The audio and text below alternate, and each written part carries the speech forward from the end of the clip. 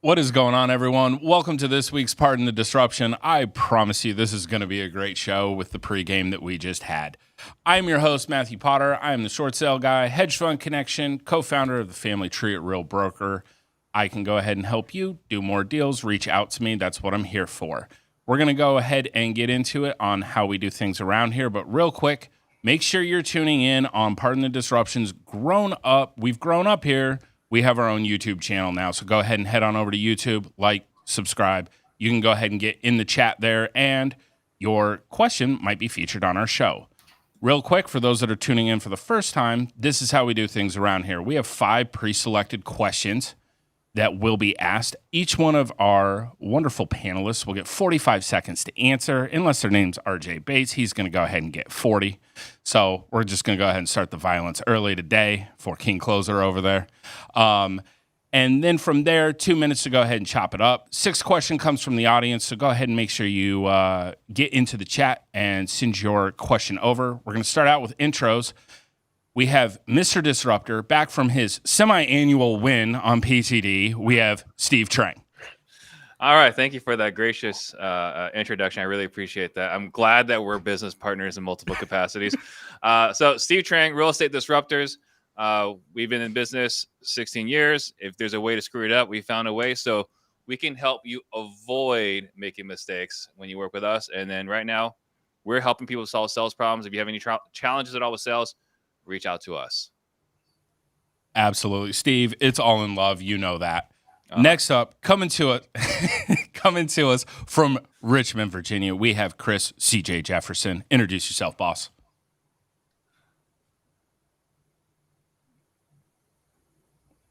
I think we got to hit the mute. This is the best CJ's ever sounded. Here we go. All right. Well, next. CJ will have that crispy internet up and running in no time. We are excited for it. All right. Next up, we have coming to us from Texas, we have Mr. RJ Bates III. Introduce yourself. What's up, guys? RJ Bates III, 2-time Closers Olympic champion. That's right. I'm going to talk about it until someone takes it away from me. Actually, my goal in 2024 in the Closers Olympics is to close more deals than CJ has cease and desist letters from the University of Miami for ripping off the youth. That's my goal in 2024. Man, that's a lofty goal. We look forward to seeing you hit that. Last, certainly not least, we have Leon. Don't forget the G Barnes. Go ahead and introduce yourself. What's up, everyone? Leon G. Barnes. We learned in pregame here that I am the one panel member that cannot be replaced, even though every other week they are replacing me. So just know that it's not me, it's them. Excited to be back. 100% accurate information. All right, we're going to go ahead and get into it with question number 1. What are your thoughts on a former Connecticut real estate developer getting 5 years in prison for an investment fraud scheme? Go ahead and start us off, Steve. Good. I mean, I think maybe it's not even long enough. When you're taking people's hard-earned money, I think there should be some very, very serious consequences. There's that old, joke or whatever. Like, if you rob someone with a gun, it's 5 years. It's 5 or more years. You rob someone with a pen, it's just like, it's like it didn't happen at all. So I'm glad that they're throwing the book at this guy.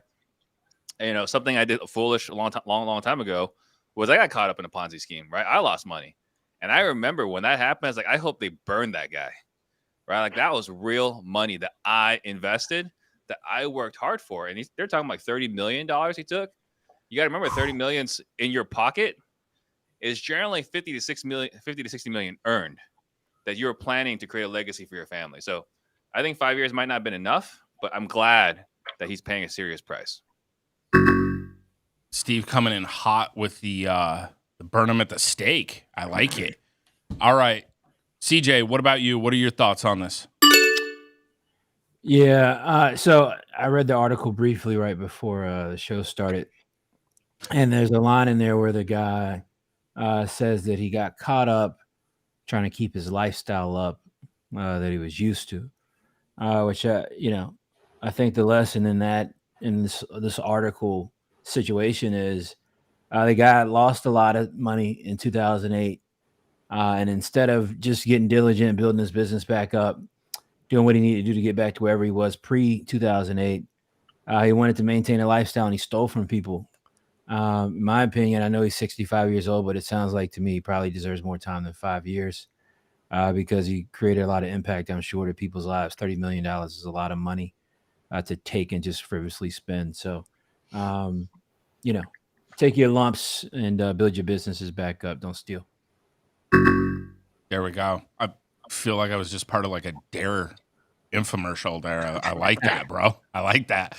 All right, RJ, what about you? What are your thoughts on Mr. Developer? I mean, my thoughts are he took this money, he went out and bought a Maserati, he bought a yacht, and to CJ's point, he was trying to maintain a lifestyle. I think that says a lot about the world that we live in nowadays, where he probably felt some sort of outside pressure to maintain the lifestyle that he had built up and then lost in 2008, where the vast majority of Americans lost their lifestyles in 2008. So instead of just coming to grips, he tried to be the smartest man in the room, and now he's paying the price. My question is how are the people that lost this money going to get repaid? I mean, if I lost money, I don't care if he spends 20 years in there. I just want to get my money back. But more importantly, what I want to know is how long do the fake closers in the Closers Olympics get? Do they get 5 years for pretending to be a closer and wasting all of our time? Oh, man. It's going to be one of those days, y'all. We're going to have some fun around here. All right, Leon, what about you? What are your thoughts?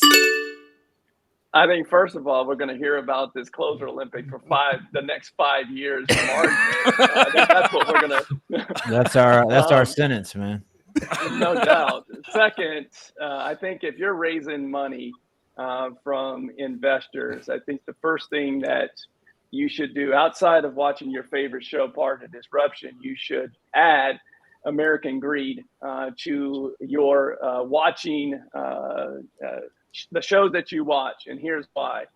It will teach you every way to not to go to jail. This is a classic case of American Greed. That show is one that, as someone that knows he would not do well in jail, I want to know all the ways to stay out of jail. And the best way to do that is not steal people's money and try to live a lifestyle. To what RJ and Chris both said, he lost a bunch of money in 2008 and got caught up. I don't think people set out to maliciously steal money from people. But what happens is you start driving the nice cars and you start buying yachts and households and all those things, and you lose it. You want it back. And he wasn't willing to take the time to grind to get back to the top. He took shortcuts. And that's exactly what happened. And he probably got not enough time. And last but not least, isn't it funny how anyone that gets caught in these type of schemes, all of a sudden, I don't feel too well. I don't think I can go to jail. Whether they're 30 or 60 years old. I got the itis. I got some issues. I can't go to jail. Classic. So in that article also, they talked about, it was like his two daughters, right? They're like, we can't lose our dad. You know, he's so influential. Like, who are we going to call for guidance? Like, don't call him. Like, if anybody, don't call him. He's the worst qualified person to give guidance. Yeah.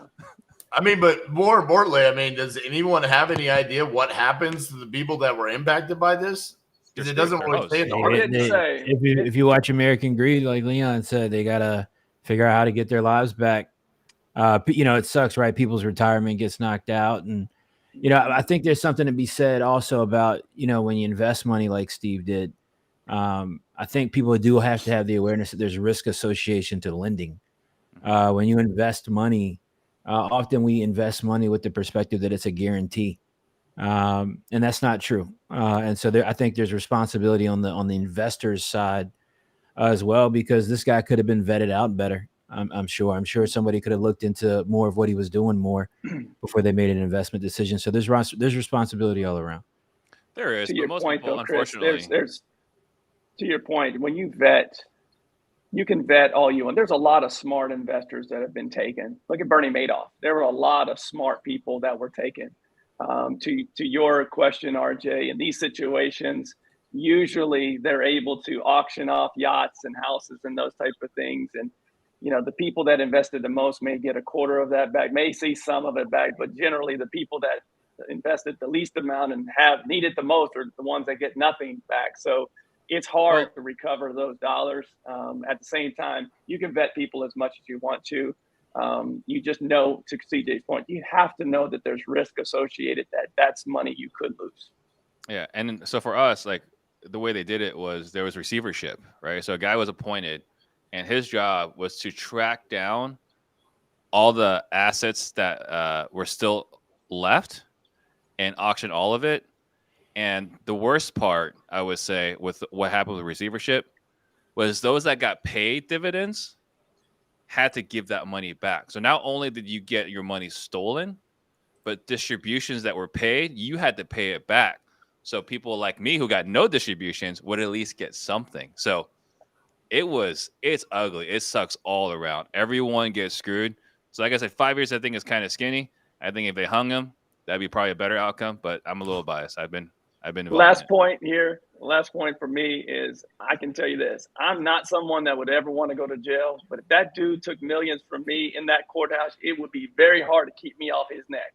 I mean, I'm coming after that dude, especially to what you just said is I got dividends. Now I got to give that back. And you took millions from me. I'd have a problem with that. Yeah. Damn. All right. That was a great round. I like this question a lot. I'm looking at this one realistically. Steve coming with the home field advantage and the personal story, for a little bit deeper dive. I think we're gonna go ahead and agree with Steve on this one. Hopefully it's not a tone for the entire day, especially with King Closer over here. We know he's gonna come in hot. Leon's coming in with hey, I'm on people's necks. Like, hey, it's a whole thing.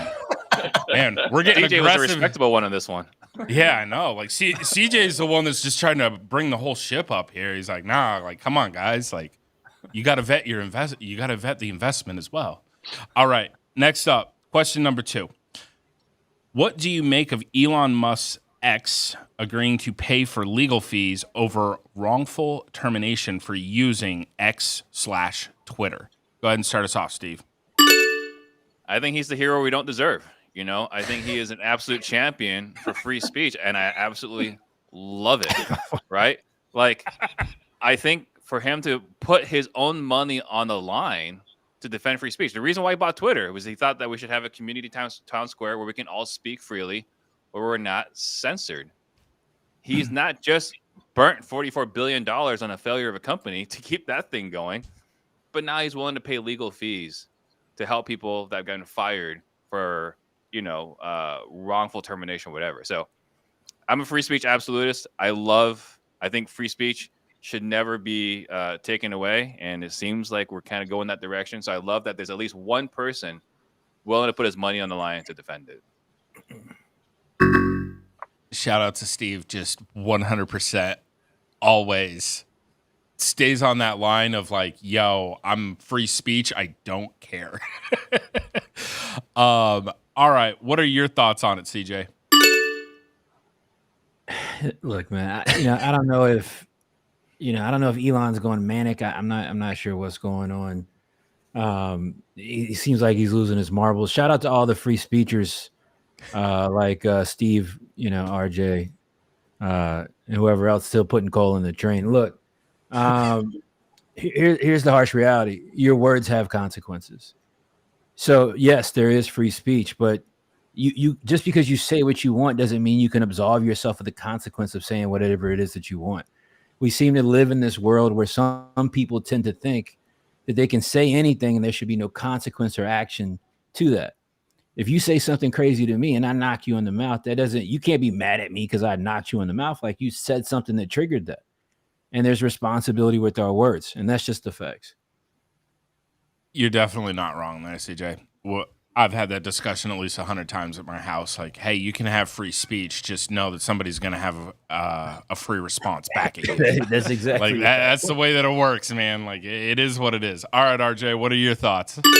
I think Elon has too much damn money. He just wakes up and he's like, What are we gonna do today? What's gonna keep my name in the news, right? I mean, dude, just stay out of the way. I mean, I brought this up pre-show. There's a NASCAR driver. He went and he liked a George Floyd meme that Steve has seen and said it offended him. So if it offended Steve, it must be terrible. Is Elon gonna go pay for his legal defense because he's getting fired right now? I mean, it's just ridiculous. Where does he draw the line here on who he's going to defend and who he's not? What I do want to know is he going to defend the closers that I'm suing that pretended to be closers and just straight up fumbled deals in the Closers Olympics? That's what I want to know, Elon. Are you going to defend them? Have step 3 blocks ready. Outstanding. There's nothing to say other than outstanding there. Way to just run with it. I appreciate it. And you know what? Elon may have too much money, honestly. He may at this point. All right. What are your thoughts, Leon? First off, I think you should stop giving him credit for that and change me. Respectfully, I'd ask that you change me in order so I don't have to follow that each individual time. It makes you look better. I will say this. Well, I don't need help with that, Steve. Thank you. I would, first and foremost, I think you're missing the point a little bit on this. Respect to CJ's answer on free speech, and there are consequences to that. But I think what we're missing here is the guy is a genius in this regard. Is he said there would be no limit that they would pay. And so he's developing no limit soldiers out there like Steve. Shout out to Master P. He's developing soldiers out there that are on his, his followers, if you will. This is all about, to RJ's point of getting his name in the news and also X in the news. You know why? The point you're missing here is there was a 50% ad revenue drop in Twitter, X, what have you, whatever it's called these days. It was 50% ad revenue drop in July.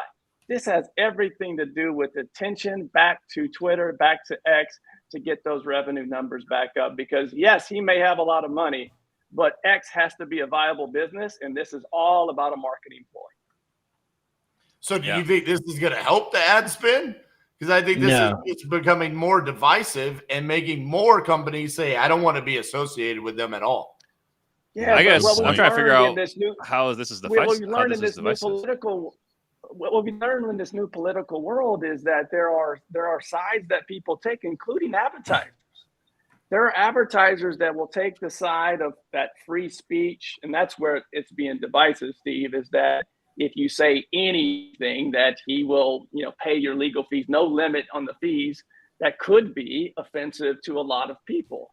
And so there's where the divisive. So I think we got to look at it, but it's attention. So I think maybe his post is taken a little bit out of context, right? Because he's not saying everything. He's saying if it was wrongful, right? Like if you're saying something just grossly offensive to piss off people, you should get fired, right? If someone in my organization posted that George Floyd meme, I fire their ass right now. Like there's no question about that, right? That wouldn't be a wrongful termination. What do you know is wrongful? Herein lies the issue. Yeah, Steve, Elon Musk doesn't get to play God because he's rich. That's not how the world works, bro. How's he get to decide? Kind of play are doing it. Well, but he doesn't get to decide what's wrongful and what's not. No, right? But he can decide what lawsuits he's funding. I mean, look at George Soros, right? You got who's the guy, Steve Wynn, right? You look at a lot of guys funding a lot of politics. They're very influential. Anyone can file a wrongful termination. You can do some stupid stuff and file a wrongful lawsuit, right? And still, does he cover those legal fees when you're clearly in the wrong, even though you filed this? You're clearly wrong. No payment in the fees. He put some sort of restriction. I don't remember exactly what it was, right? But there was some sort of restriction in regards to like, if it was something that you should not have been fired for, right? So to CJ's point, he is playing God, or he's playing judge and jury and executioner in this regard. But I think it's good that someone's fighting for free speech. Yeah, I do think it's a ploy for publicity. I don't know, RJ, how it really helps, from an advertising standpoint, but it's definitely attention. We're talking about it. He's getting attention. A lot attention. of other media he's definitely getting attention from it. Well, I'm curious on the ad spend side. If you're an attorney right now, are you going to go run ads on X? Like, will there be an increase in ad spend from attorneys saying, "Hey, I want to get hired on all these"? Because I mean, he's essentially promoting this behavior. Also, in my opinion, that's where he has been doing this for a while now. Where this whole I'm going to buy Twitter because it needs to be about free speech. He's been kind of creating this breeding ground of Twitter is going to become a toxic place where you're going to say the things that you probably wouldn't say anywhere else. And now it's led to these terminations in the past. I think there was restricted free speech for one side, not the other. Now it's unrestricted on both sides. I'm not saying that's right, but at least it's more even. He's essentially asking for it, though. He's saying, come here and say all of the things that you wouldn't say anywhere else. You guys know what, though? Wrong for termination suit or not, say the wrong thing to the wrong person, Twitter or not, you could get knocked out. Yeah, and you should. And you should. Yeah. I got my steel folding chair over here, man. I know the vibe.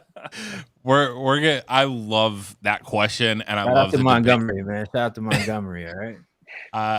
I love that question. I love the dialogue. I love everything about that was on point. CJ is going to get the point on this because, like, dude, honestly, it's true, though.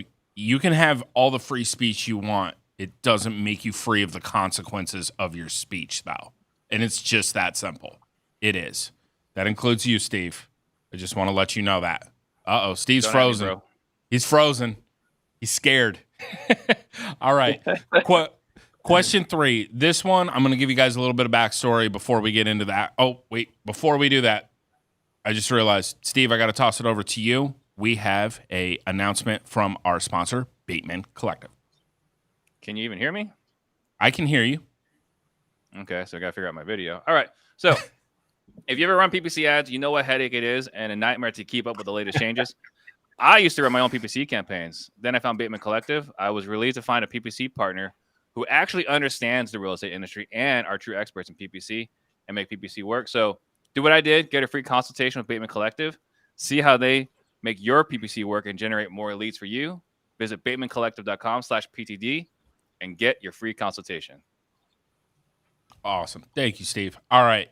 Here's our backstory on question number 3. Recently, Dave, I'm going to butcher his name, Dave Portnoy, purchased Barstool from Penn Entertainment for $1 because Penn had inked a deal with ESPN as its sports gambling partner. Both parties concluded that David is the only one who can run Barstool Sports and make the most from his entertainment platform. Here's our question. How can a company be successful without the active involvement of its founder and CEO? Start us off, CJ. Yeah, I think you got to not build the business around the founder CEO. You know, Barstool, when it came out, was kind of this backyard, water cooler, office conversation platform that kind of blew up because it wasn't the corporate ESPN, Fox Sports, that kind of thing. So, good for him for being able to get it back for $1. But I think for Barstool to be successful, he's either got to edify other people and build up that talent and provide platform and audience for them, or it's going to be something he's got to constantly be involved in. Over the years of Barstool, the guy's been in all their shows damn near. He's in all their content.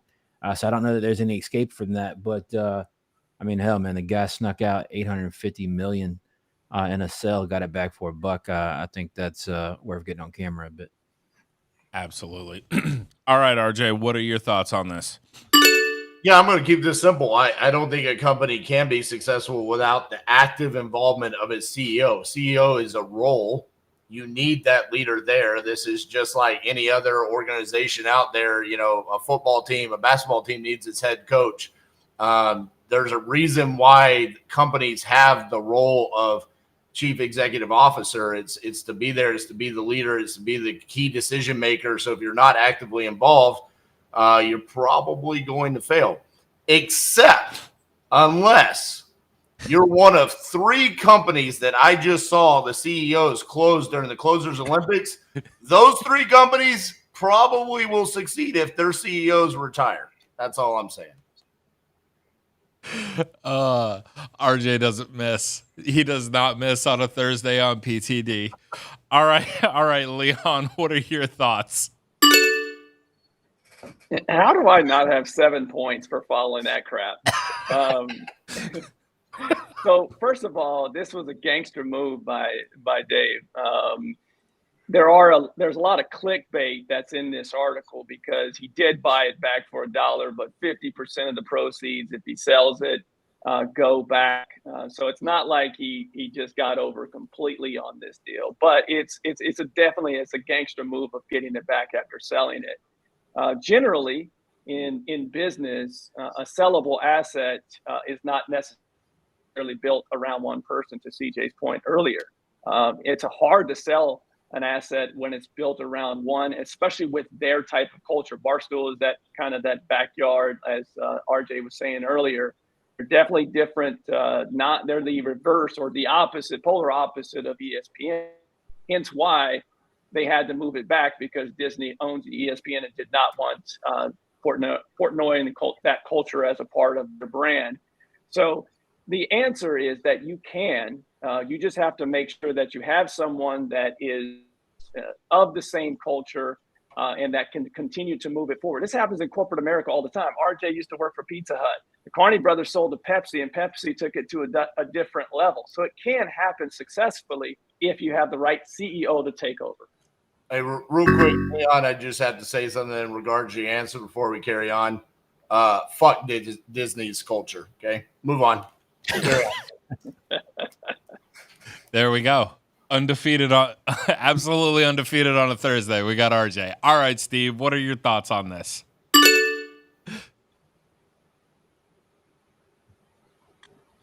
Hey, give him the point.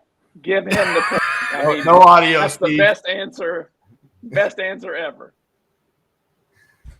Nah, shout out to Steve Trang, man.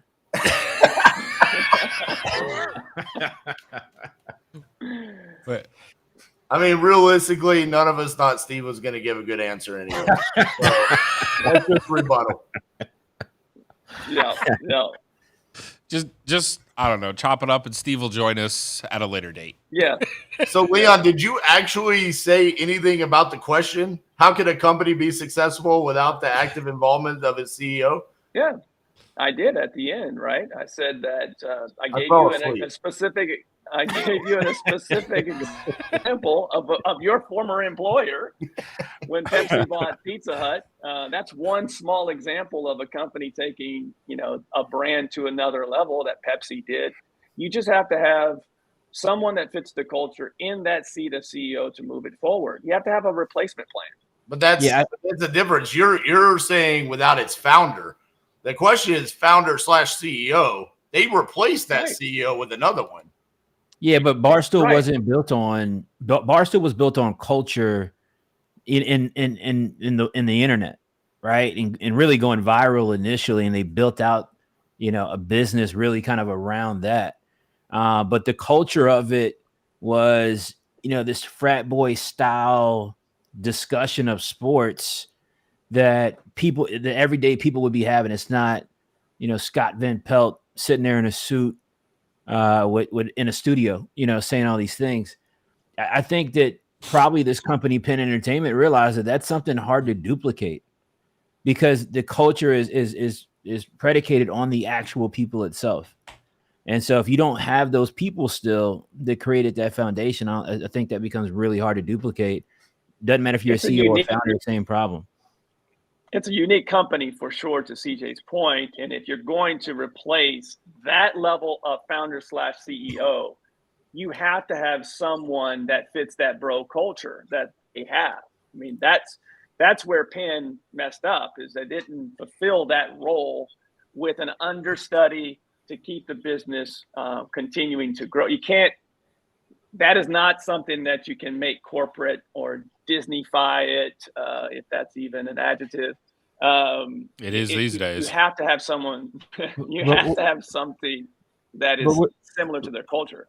we're seeing this all the time though now, right? Where you got old white guys in suits, private equity firms that are coming in buying up these entities that people create and build with the thought of only how can we just take this asset and continue to monetize it for more money. That's the business model. The reality of it is, though, social media, the last 10 years has been an absolute game changer to how people intake information and entertainment. And there's a detachment from these old guys that are up in suits and offices and skyscrapers on how these things are actually functioning and working at a ground level.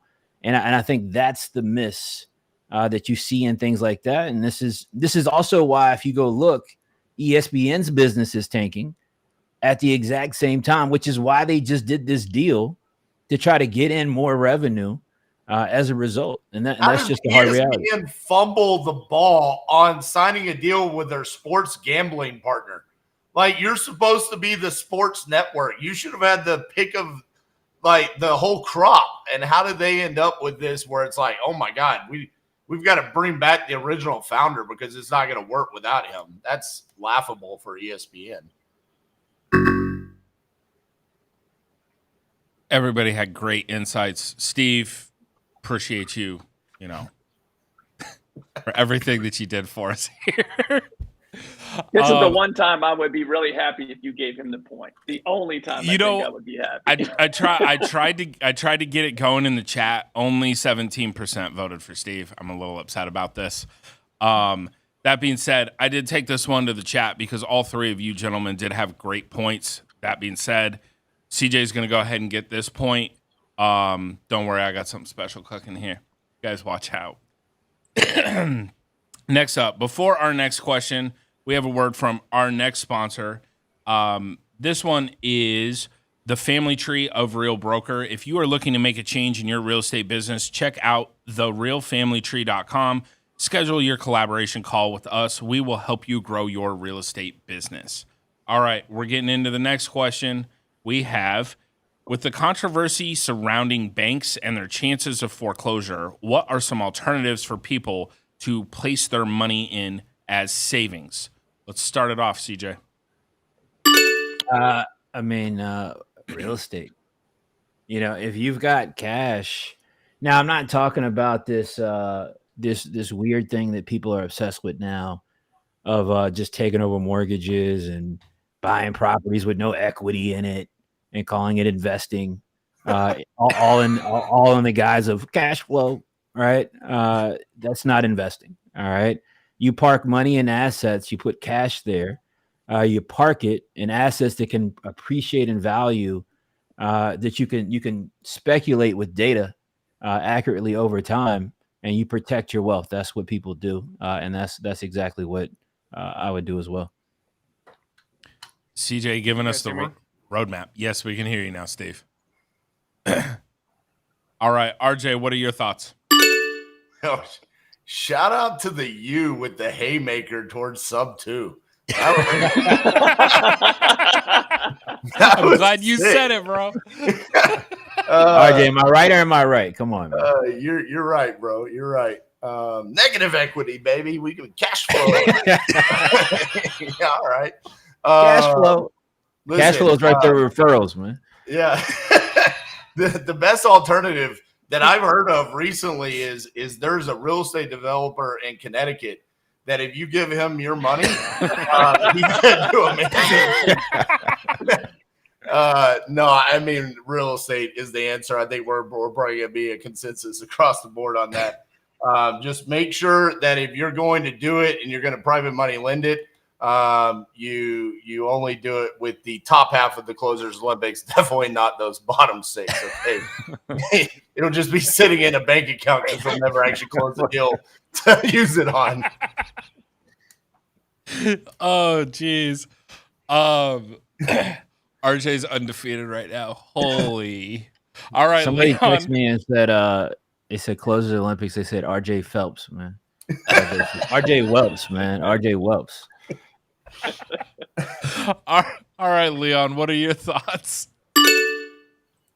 Well, my first question is, do we send that check in Connecticut to cell block 9 for that lending? That's CB4. funny. Well done. Well played there, RJ. So I there are a lot of alternatives out there.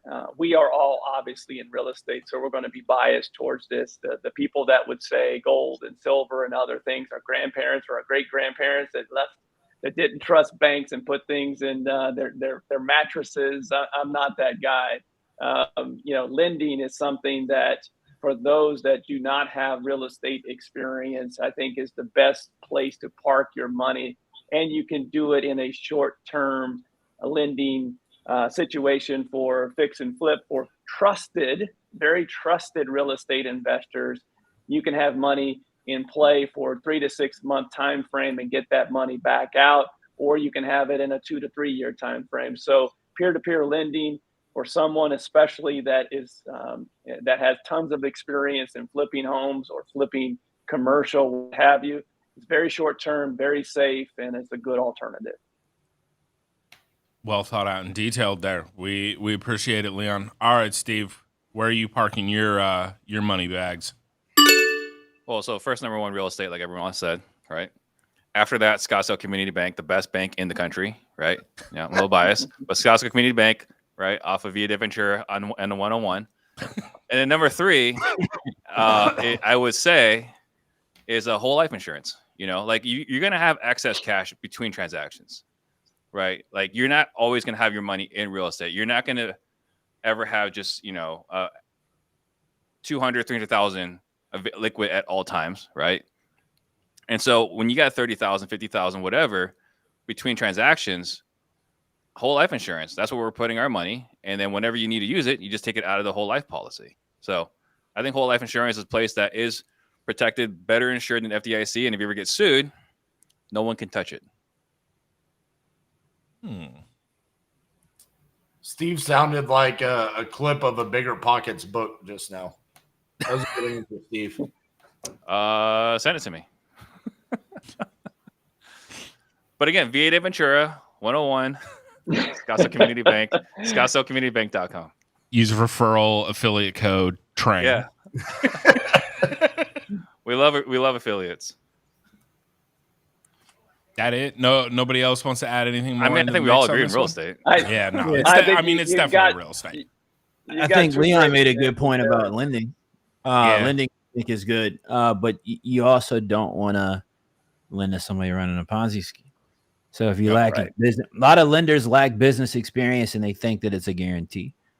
All right, you got to vet out your borrowers for sure. So, Chris, you talked about vetting twice now. You can definitely lend to me. I drive a Jeep Cherokee. I do not have 2 yachts. I've flipped over 400 homes or overseen 400 projects. So you can vet me all day. And there's tons of us out there that don't utilize that money to buy things for us that ultimately are using the money what it's supposed to be used for. So Chris is talking about vetting. I mean, what are the top 3 things, Chris, that you look at as far as vetting? I mean, look, I think the number one thing is just experience, right, and knowledge. So the difficulty is when you say that, people then say, "Oh, well, how can I ever get a loan if I don't have any experience yet?" In the last 10 years, 12 years, lending has gotten really, honestly, out of hand, right? There's been such an influx of cash into the marketplace where it's just flowing and going to everybody. There's 100% financing out here. You got DSCR loans that are flowing around out here. As long as you got a pulse and a 640 credit score, you can get a loan. I'm in Virginia. I could get a loan right now in Arizona without ever stepping foot in the state, and nobody's going to care. You guys know this is the truth. Scottsdale Community Bank, baby. Shout out to Scottsdale Community Bank. So I think it's vetting is really about experience, and then also creating checks and balances in lending. A lot of people that I've ever seen get burned in lending, they had no checks and balances in the lending. They just gave somebody money under the pretense that it was just going to magically just come back all the time. The reality of it is, in business, people run into issues, people run into adversity. And if you've lent somebody money and it's not on a draw schedule and you're just giving them all the money up front and then they go buy a yacht like RJ's friend in Connecticut, then, I mean, you could be mad at the guy, as you should be, but why'd you give him all the money up front in the first place? So one thing to add to that, simple, all right, I'll easy, allow it. quick. Okay, one thing, simple, easy process. If you are considering to use this alternative, investing with someone that you don't want to do the project yourself, you're going to invest with someone to place that money, ask them for 3 people that have invested with them for a minimum of 5 years. Just 3 referrals, people that that person has invested in you and your projects. Let me talk to them. If they can't provide 3 that have been invested with them for at least 5 years, might not be someone that you would want to just start with that first layer, and you can go beyond that. But the Ponzi schemes will say yes to that. So that was us. I said the first layer. I said the first layer. But I would say number 4, right, is if they drive a Jeep Cherokee. So now we know. I don't have Range Rover money like my man CJ over there. My man's Oreo'd out over there. He's got the G ride. I love it. Nah, shout out to the bank account for sure. There we go. We've been missing it. All right. Here's the thing. That round was amazing as always. Not gonna lie, I think there were a couple great nuggets in there from Leon and Steve with the whole life insurance. I like that. We'll go ahead and split it up. I'm gonna give both of you guys a point. No half points around here. We're gonna do that. Don't worry. We got something cooking here. All right. Real quick, before we get on to our next question, I'm gonna toss it back over to Mr. Disruptor himself for another announcement from another sponsor. Yeah, I would just say, real quick, the last couple of weeks we had over 15 people join our sales community, and it's great to see people trusting us and investing in themselves. You hear me say this often. I believe the best way to make a lot of money real fast is to get really good at sales. So if you're curious about what that is, join salesdisruptors.com. I wish we could have sponsored Closers Olympics. I think they could have used a little help to compete against RJ. Yes. So join us at salesdisruptors.com if you want to compete against RJ. Absolutely. We're gonna have a bunch of little trained ninjas going against RJ next year. We're excited for it. All right, we're on to question 5. There is a backstory on this one that I'm gonna go ahead and share with you guys, and then we'll get into the question. After going through many cycles of season-ending injuries, recovering and repeating that cycle, Ricky Rubio announced he's taking a break from basketball to focus on mental health. What advice and encouragement would you give entrepreneurs who are going through mental hardships from lack of success? Go ahead and start us off, Leon. Well, first of all, I would say that being an entrepreneur is a lot like being a parent. It's great, but it's really stinking hard. It really is. It takes a village, especially if you want to be great at it. So find yourself people that are like-minded, that are going through the same struggles as you. I don't have a lot of friends. My wife and I don't have a lot of friends that don't have kids. We enjoy learning about how to be better parents from others, and the same thing from an entrepreneurial standpoint. So surround yourself with those that are going through the similar struggles. Second, I see a lot of posts about people getting up at 4 and 5 and 6 a.m. to work out their physical muscles every single day, but they forget about what controls all those muscles, and that's their brain, their mental. Whether that's going and seeing professional, seeking mental health is something that our society, I'm so glad, is getting better at, and acknowledging that people go through mental pain rather than just physical. So whether it's meditations, seeking professional help, know that it's okay that we go through tough times, whether in life or being an entrepreneur, that it's okay to take care of your mental. Deep dive there with Leon, as always. One of the most informed analysts that we ever have on PTD. We love it. Somebody has to do research around here. Hey, amen to that, man. It ain't going to be me. All right, Steve. What about you? When Leon said he didn't have any friends, I was like thinking about giving a virtual hug, but then he finished that thought. I'm going to give 2 completely opposite answers. First, I would say you got to get a support system, just like Leon talked about, right? You got to be connected to other people who are in the same season as you, or maybe a little bit further. You got to, squad up is what's thrown out there, but you got to have allies, right? I think that's the first thing, because you're going to face adversity. And if you don't have people around you to support you while you're going through adversity, it makes it even harder. On the flip side of that, I'm going to quote my man Elon, right?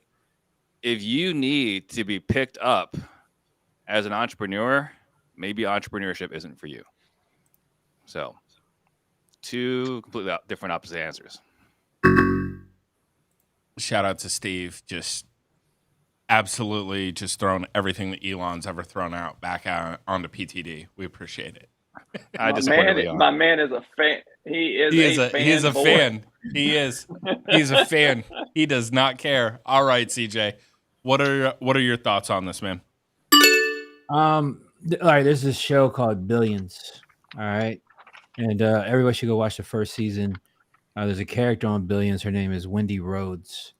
You need to make sure you got a Wendy Rhodes in your life, whether that's a therapist, significant other. It's even better when it's a significant other. Go get you a Wendy Rhodes, and your life will drastically change. Go watch season 1 of Billions. You know exactly what I'm talking about. Man, CJ got me over here taking notes during the episode. It's got to be a first for Potter over here. All right. Next up, RJ, what are your thoughts? I know we wrote this question with the whole Ricky Rubio at the beginning, but we know that this was directly written to the losers of the Closers London. So let me speak to them. I know that it was tough for all 14 of you to lose, and especially like Steve said, if you have to pick yourself up, maybe entrepreneurship's not for you. Well, if you can't close an inbound BBC lead that wants less than the MAO, maybe closing's just not for you.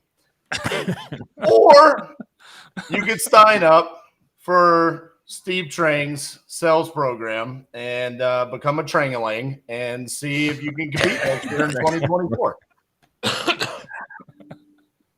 Wow. We gonna chop that one up, guys? Here, The I'll Trangaling, change the subject. Back Please to do. the question. So Steve said something that he added to what I said in talking about squatting up. And there's something very important that I've heard Chris say on this show as well, is finding your squad that pours into you versus takes away from you. So it's important to add on there is the people that surround you, especially those that are not entrepreneurs, they don't necessarily always understand the struggle. There's some outliers out there that maybe are in corporate and those type of things. But generally, you need to be around other entrepreneurs that are positive, that are giving you, pouring into you versus telling you to stop doing what you're doing. That is a key point in that squatting up that Steve was talking about. Yeah, and look, Leon knows last year I went through some significant struggle last year. He knows about this, right? Because we've had conversations, and it wasn't just with Leon, right? It was with Eric Brewer, it was with Stephanie Betters, it was Gary Harper, it was all these other people that, are helpful, want to see me win, and have faced similar adversity. So when I'm saying squad up with people that are in the same season as you, or a little bit further, will help you deal with some of the adversity you're facing right now in this season. As a matter of fact, I had a conversation with a friend this morning, which I'm a terrible friend in this regard, because I had no idea how much he was struggling in the last 12 months. And he shared his journey. It's like, man, I wish I knew earlier, because there's some guidance or some suggestions or something I could have helped you along the way. You didn't have to go through that, alone. So you definitely have to have someone in your corner. I'm going to take this on a serious side, a little bit of a different route, because, you guys have talked about, squatting up and finding an outside resource that can help you. But I do think at some degree, we have to internally look at ourselves and ask ourselves, we made a decision to become an entrepreneur. When you made that decision, you knew that it was going to be a rough road, or otherwise you were getting into entrepreneurship for the wrong reasons. You were looking at the results and thinking it was going to automatically happen. So you do have to look into yourself internally and ask yourself if you're prepared to continue down this path, because even if you overcome them and you get help with whatever season you're in today, it doesn't mean 5 years from now you're not going to be going through other struggles. When I look across our journey as an entrepreneur, the problems I have today were dreams that I had 10 years ago.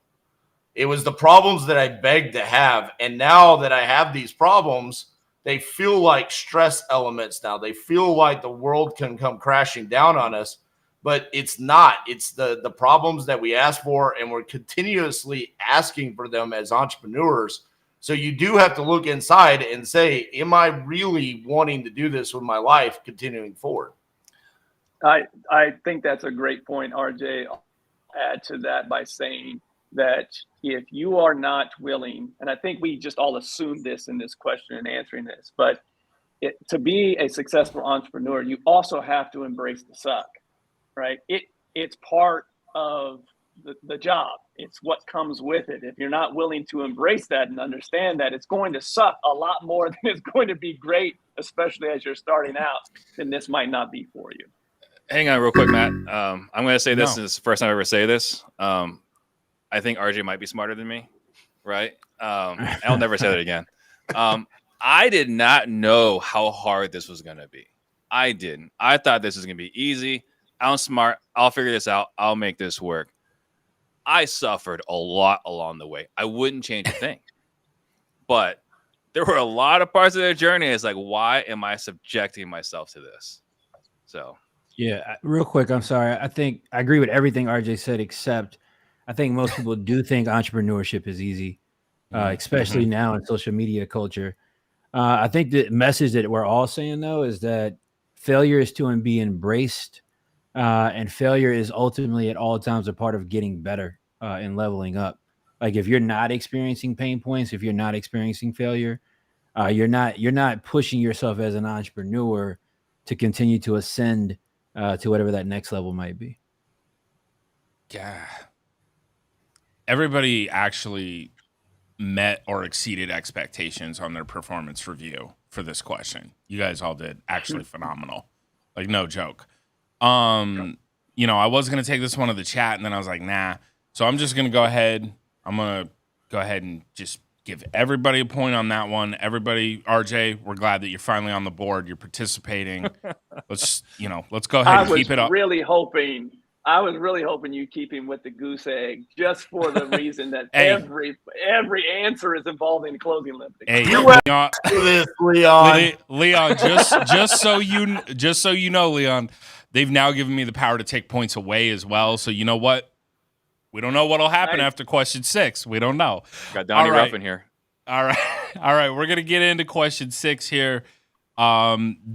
This one's I'm excited to see what you guys got on this one.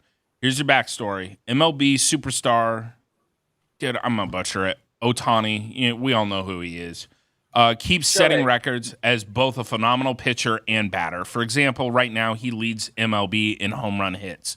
Unfortunately, it seems that his team will miss the playoffs again, and it can be argued they are failing his phenomenal achievements. So our question is, what advice would you give to a high-functioning employee who's clearly carrying the company, but the company is not keeping up? Why don't we go ahead and start it with Steve? I mean, if it's not helping you accomplish your goals, then you got to go find an avenue to accomplish your goals. We talk about talented people, right? Talented people will be loyal to you, maybe, if you're a vehicle for their success.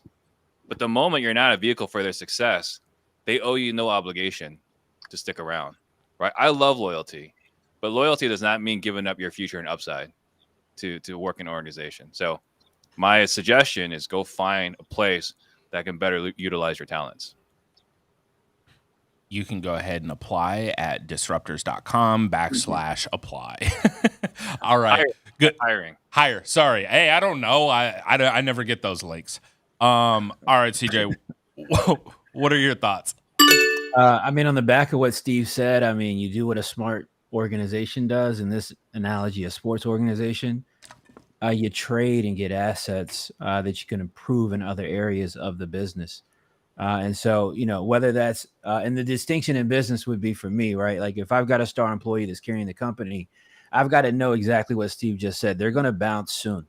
And it's inevitable that they will leave because eventually they'll realize they're carrying the business. So how much can I get out of that person before that time period is up, whether that's revenue into the business, what have you? And instead of distributing those revs to myself in some way, I would be getting outward with that and getting more resources and talent into the business, into the organization that can siphon off of this individual some of their knowledge or talent or skill set, so that when that exit does take place, because it always will inevitably take place, we're not as in as bad place as we thought we would be with those new assets. Chess, not checkers. There it is. I like it. All right. What about you, RJ? What are your thoughts on this one? Yeah, I mean, 3 different answers here. For the Angels case, they're doing a disservice to their organization by keeping him. Right now, his trade value is at an all-time high.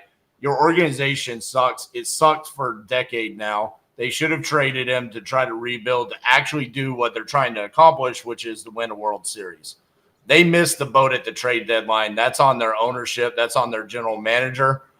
He should be fired for not trading him because they're going nowhere. Business-wise, I think if you have someone that's carrying the company and you're afraid that you're going to lose him, you should look and say, maybe we should promote him to a position where he can bring the rest of the company up, right? Maybe he is that special, or she is that special of an employee that can really change the trajectory of where our business is going and put them in a leadership position. In the case of the Closers Olympics, with bringing me on 3 years in a row and consistently bringing just piss poor judges like Steve Trang and CJ, I mean, they've just got to do a better job. So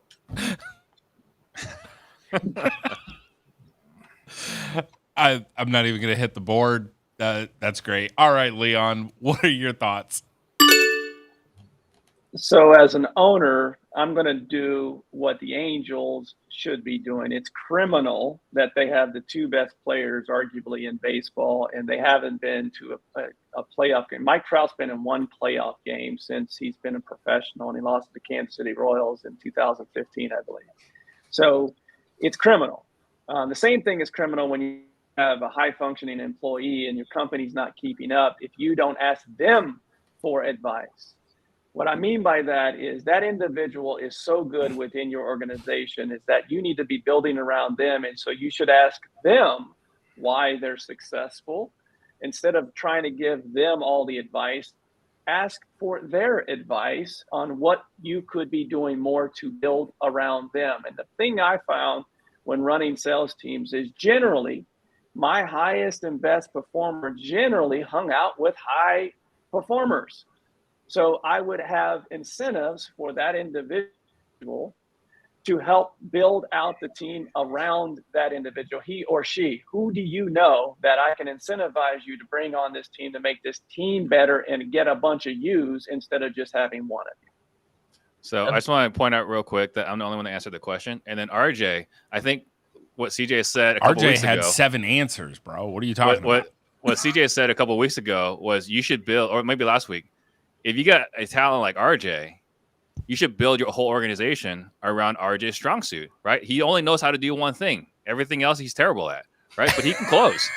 And so the fact that he can close, you should have appointment setters. You should have lead gen guys. You should have marketing at full tilt. You should have 4 dispo guys for 1 RJ, right? You should build an entire organization around your superstar. Unfortunately, Angels, I don't know what the hell they're doing. Steve's microphone.